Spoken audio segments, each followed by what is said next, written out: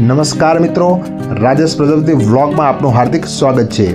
મિત્રો, આપણે ગલતેશ્વર મહાદેવ મંદિરના દર્શને તેમજ ગલતેશ્વર બીચે પહોંચી ગયા છીએ અને તમને ગલતેશ્વર મહાદેવ મંદિરના દર્શન કરાવીશું અને બીચનો સુંદર નજારો પણ તમને બતાવીશું।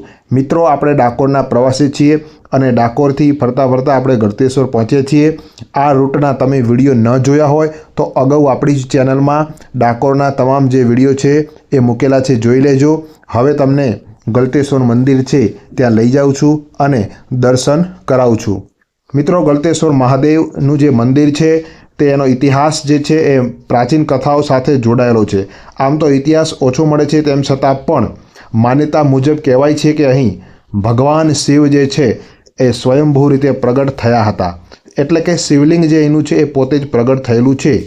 ગળતેશ્વર નામ પણ કહેવામાં આવે છે કારણ કે મિત્રો અહીંયા ગાળત નદી જે છે તે આવેલી છે, મહી નદીમાં મળે છે। તો આ છે એ પ્રાચીન મંદિર છે। તો તમે જોઈ રહ્યા છો નદીના સંગમ પર હોવાથી હિન્દુ ધર્મમાં પવિત્ર તીર્થ તરીકે માનવામાં આવે છે। મંદિરની રચના જે છે તે પરંપરાગત હિન્દુ શૈલીમાં કરવામાં આવી છે। આસપાસના જે વિસ્તારો છે એમાં જૂના સમયના જે અવશેષો છે, પ્રાચીનતા છે એ જોવા મળે છે, તો જે બતાવે છે કે આ સ્થળ વર્ષો જૂનું છે।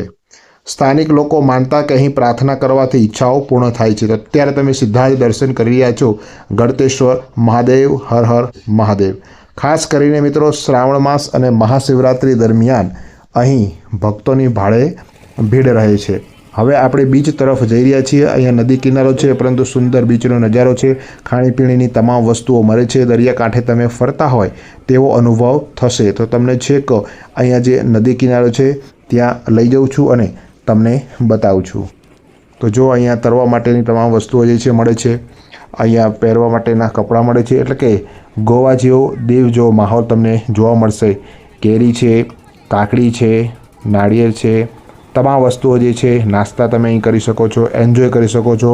ફૂલ ફેમિલી સાથે આ જગ્યાએ તમે આવી શકો છો અને એન્જોય કરી શકો છો। બાળકોને પણ ખૂબ મજા આવશે। ખાસ ચોમાસામાં સ્થળે આવું નહીં, પાણી જે છે તે ખૂબ જ પ્રવાહનો આવતો હોય છે, જેથી કરીને ઘટના બનવાની સંભાવના રહે છે। ઊંડા ઉતરવું નહીં, પથ્થરો હોય ત્યાં જવું નહીં, આરા ઉપર બેસીને જ તમે નાહી શકો છો અને એન્જોય કરી શકો છો। તો અહીં તમે જોઈ શકો છો કેટલા બધા માણસો જે છે, સહેલાણીઓ જે છે તે અહીંયા આનંદ લેવા માટે આવ્યા છે। ખાસ તો ઉનાળામાં જે છે એ ખેડા, અમદાવાદ આજુબાજુના જિલ્લામાંથી લોકો જે છે તે આવતા હોય છે। તો આ તમે જોઈ રહ્યા છો તે નજારો। આવા જ વિડીયો જોવા માટે ચેનલને સબસ્ક્રાઈબ કરજો। હજુ આપણો જે ડાકોર રૂટ છે એ શરૂ છે, આગળ નવા નવા વિડીયો આવશે। લાઈક કરો, શેર કરો અને આવા વિડીયો જોવા હોય તો ચેનલને સબસ્ક્રાઈબ કરો।